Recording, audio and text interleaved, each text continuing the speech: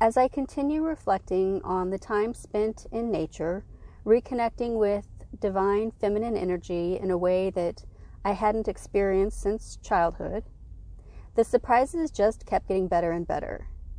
After leaving Hawaii, I made my way to Seattle, Washington.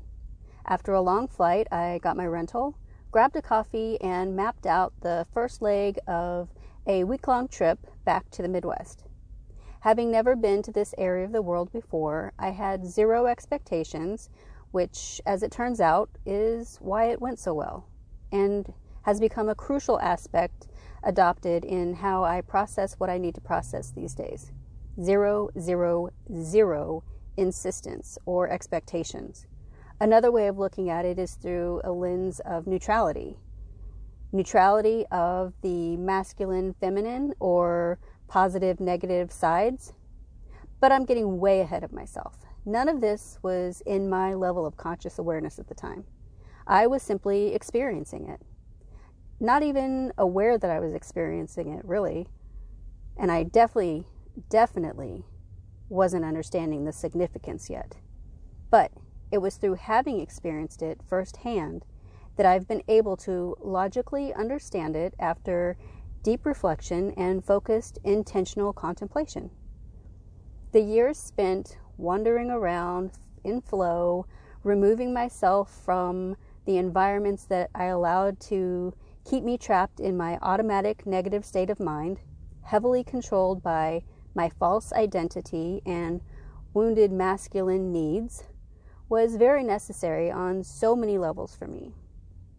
While this may not be what you need, that's for you to determine. I had no idea what I needed. I simply opened up to the unknown and was guided in this way. So, having never seen anything like the Mother Nature of the Pacific Northwest, I was constantly surprised at every turn and giggled for miles and miles in awe of it all. The massiveness, the vastness, the solitude, the silence, so much to admire and soak in. Staying present wasn't an effort or even a thought to be reminded of. I was simply in it, naturally, full of curiosity. Past and future were not of thought. At times, the emotions were so intoxicating, laughter sprung into tears of joy. There was so much to release with those tears. Had I known then what I know now, I would have stopped in those moments and let them pour out of me freely, without shame or the urge to fight them back, which, as it turns out, was how I conditioned myself since childhood to gain a sense of safety and security. Fight those tears. Identifying these patterns and knowing how to work through them and process them are two completely different skill sets. Fortunately, I found my way to both, having stayed engaged in this 7-year journey. Even deep in my dark night of the soul, there was a knowing that all is well. I must carry on in this confidence.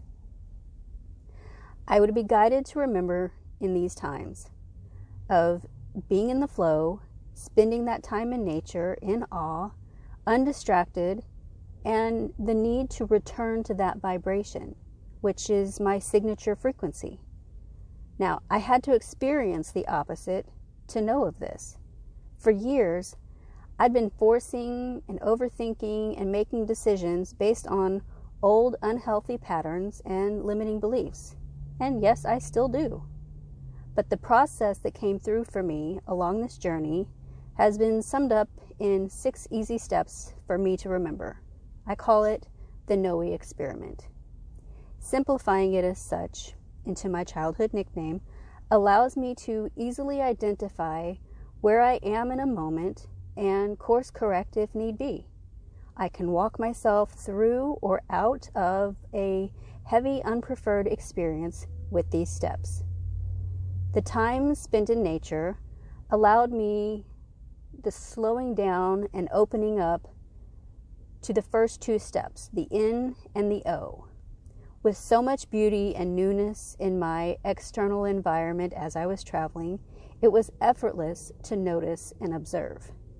This eventually led to reflecting on the interconnectedness and noticing and observing my inner environment, my thoughts, behaviors, and beliefs.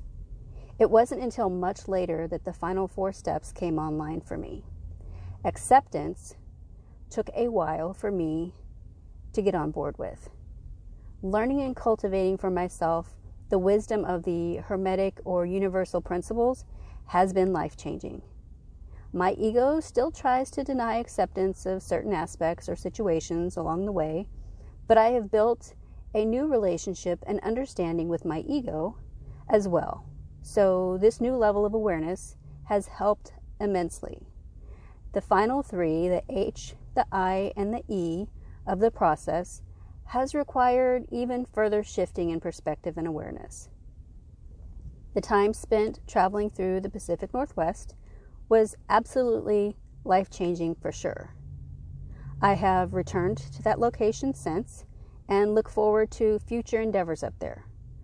Along the drive, crossing over into the less than new or less awe-inspiring environments was also a lesson in and of itself. The noticing and observing of the disappointment, of heavier emotions, driving back into the territory of my past. Yeah, that was a big wake-up call for me.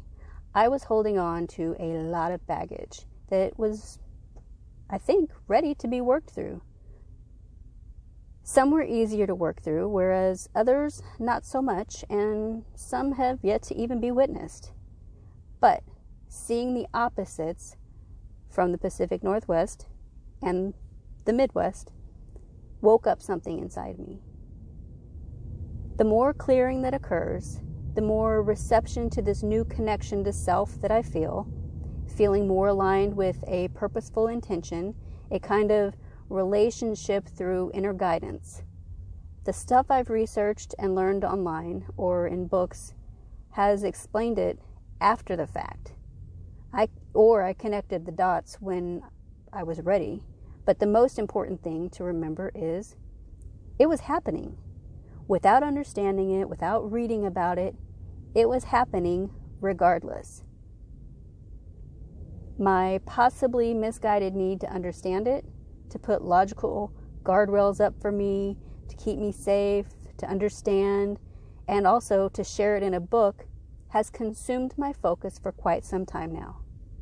I finally finished the first workbook and am moving in a direction of processing the H, the I, and the E, while continuing the first 3, the noticing, the observing, and accepting. It's not sequential, it happens all the time. Now, honoring myself, integrating the shadow and light, and living fully regardless of circumstances. Some may condemn me for being so irresponsible and frivolous over the years, while on the other end of the spectrum, others are air high-fiving me for having woken up and taken the initiative and continually following through in the times of ease as well as the difficulties. Either way, those opinions are none of my business. My purpose is my business. So I am no longer focused on the book, not taking in any more information. I choose now to purposefully live in alignment with the cultivated tools and my inner guidance and reconnect in nature as often as possible. So until next time, enjoy.